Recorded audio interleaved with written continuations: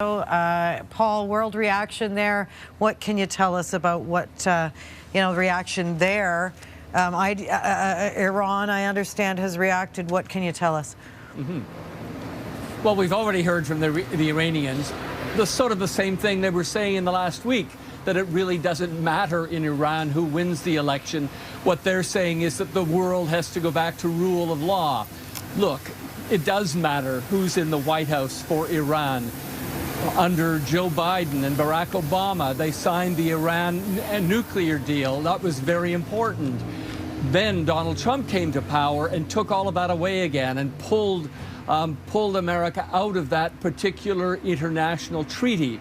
So Iran was sort of counting on a return to saner politics. If Donald Trump wins, that's not going to happen. So instead, they're in denial, saying it really doesn't matter who is in the White House. But of course, it matters very much. And it matters to a lot of countries, including Russia. You know, the Russian people don't necessarily like Donald Trump, but we know that Vladimir Putin does, and that two men get along very well. So there will be some continuation of that rapport, that relationship, if Donald Trump does win tonight.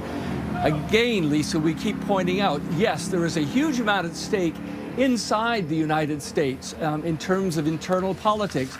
There is a massive amount at stake as well around the world, depending on who now occupies the White House in the next 4 years, because that will change foreign policy in a huge way in so many different places. I think, Paul, you share my view here at being utterly shocked that the President of the United States on the night of an election has just claimed victory while votes are still being counted. This is sort of the stuff that happens in other places, but not the United States. And I want to gauge your opinion on the reaction we're going to hear out of places like China, for example, on this.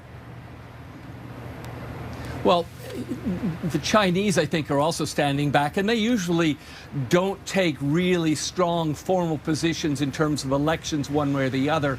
They will, of course, congratulate whoever wins, but it's what happens behind the scenes with China and the United States, who have become these two now massive dueling trade powers. And so I think, I think not very much is liable to change in the Chinese-American relationship, no matter who ends up in the White House. But to go back to your point about, Donald Trump counting victory before the votes are all counted, that would never happen in a Western democracy, not in Europe at all, not even some of the more autocratic Eastern European nations. There is a process, and it's a long process of history about how you conduct elections, how you win elections, and the honor that you give to the person who ends up being the victor. We're not seeing that in the United States tonight. Particularly knowing that, the fact that there are millions of mail-in ballots is because of this killer virus that so many people decided to take advantage of the mail-in ballots.